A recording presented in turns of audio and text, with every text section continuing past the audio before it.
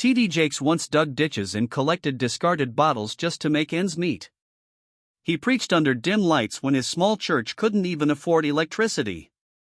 From those humble beginnings, he built one of the largest megachurches in America. But then everything changed.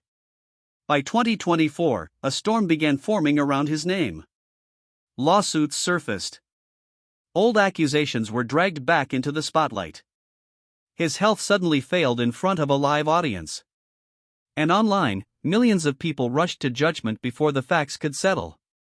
What's really happening with T.D. Jakes isn't as simple as headlines make it seem. It's deeper, more complicated, and far more unsettling than most people realize. T.D. Jakes was born on June 9, 1957, in South Charleston, West Virginia. From the very beginning, his life carried both faith and struggle in equal measure. His father worked hard running a janitorial business, while his mother managed the home with discipline and creativity. He grew up surrounded by community, yet often felt isolated. Even as a child, he showed an unusual intensity toward faith. By the age of 5, he was already preaching to imaginary crowds, carrying his Bible everywhere. But instead of admiration, he often received ridicule. Other children mocked him, calling him strange. His slight speech impediment made things worse. People told him his voice would never carry him into ministry. Those words cut deep. But they also planted something inside him, a determination to prove them wrong. Life grew even harder when his father became seriously ill. As a young boy, Jakes found himself taking on responsibilities far beyond his years. While others played, he stayed home helping care for his father and supporting his family however he could. When his father passed away in 1973, everything shifted. At just 16 years old, he felt pushed into adulthood overnight. Grief mixed with pressure. There was no time to process the loss. Survival came first. Yet even through that pain, his sense of calling never disappeared. In 1976, he preached his first sermon. The same voice people once mocked became the tool he used to speak. By 1979, he was officially ordained. But ministry didn't begin with success. It began with struggle. In the early 1980s, he started a small church with only a handful of members. There was no money, no security, and no guarantee it would survive. To support his family, he worked physically demanding jobs, digging trenches, laying pipes, doing whatever he could to earn a small income. Inside the church, conditions were just as harsh. There were times without electricity. People sat in coats during winter services as he preached by candlelight. But something powerful was forming during those years. His messages weren't polished, they were real. They came from lived experience, from pain, hunger, and faith colliding at once. And people began to notice. At the same time, he built a family. He married Sarita Jakes in 1982, and together they faced years of financial hardship. There were moments of uncertainty, missed meals, unpaid bills, constant pressure. Still, they endured. And slowly, the church began to grow. By the late 1980s, attendance increased. By the early 1990s, the congregation had grown significantly, drawing people from different backgrounds. His preaching connected because it felt authentic. Then came the message that changed everything. "Woman, thou art loosed" wasn't just a sermon, it became a movement. It addressed pain, trauma, and emotional wounds in a way many churches avoided.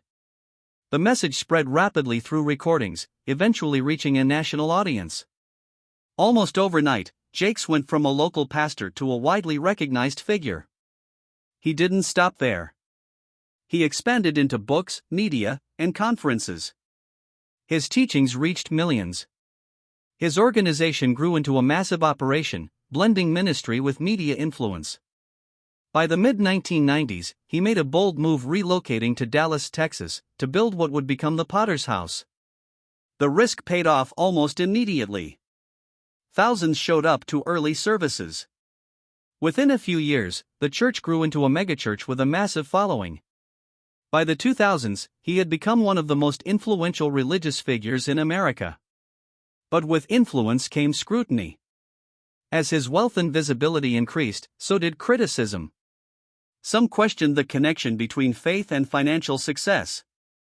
Others challenged his teachings. Still, the biggest challenges were yet to come.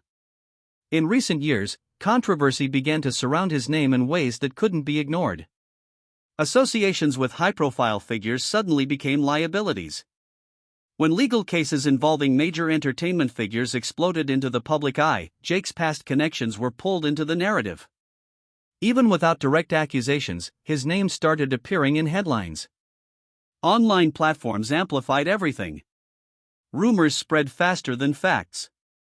Clips, theories, and accusations flooded social media. Many of them lacked evidence, but that didn't stop millions from believing them. This wasn't just gossip, it became a digital avalanche. Jakes later claimed that tens of thousands of automated accounts contributed to spreading false information about him. Whether coordinated or not, the damage was real. His reputation took a hit. His family felt the pressure. And the stress began to show. Then came one of the most shocking moments of all.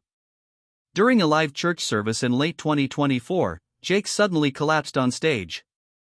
The incident was caught on camera, leaving viewers stunned. At first, details were unclear. But later, it was revealed that he had suffered a serious heart attack. Doctors said the situation was critical. Just minutes could have made the difference between life and death. What made it more alarming was that he hadn't felt the typical warning signs. He had continued preaching, unaware of how serious his condition had become. For many, the moment felt symbolic, a man under immense pressure finally breaking.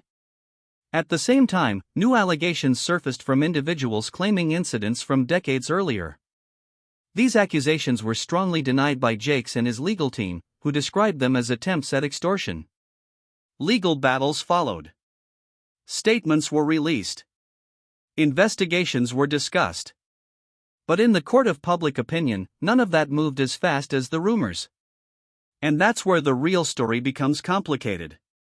Despite the dramatic headlines, there has been no confirmed conviction placing Jakes behind bars. Yet online narratives continue to push that image. Titles, thumbnails, and viral posts tell a story that isn't fully supported by verified outcomes. This disconnect highlights something bigger than one. It reveals how quickly perception can become reality in the digital age. Today, TD Jakes stands at a crossroads. On one side is the legacy he built over decades, a journey from poverty to influence, from struggle to success. On the other side is a wave of controversy, fueled by modern media, legal disputes, and public speculation. Whether history will remember him as a visionary leader or a figure surrounded by scandal is still unfolding. But one thing is clear, his story is far from over. Because in a world where information spreads instantly, truth often takes longer to catch up.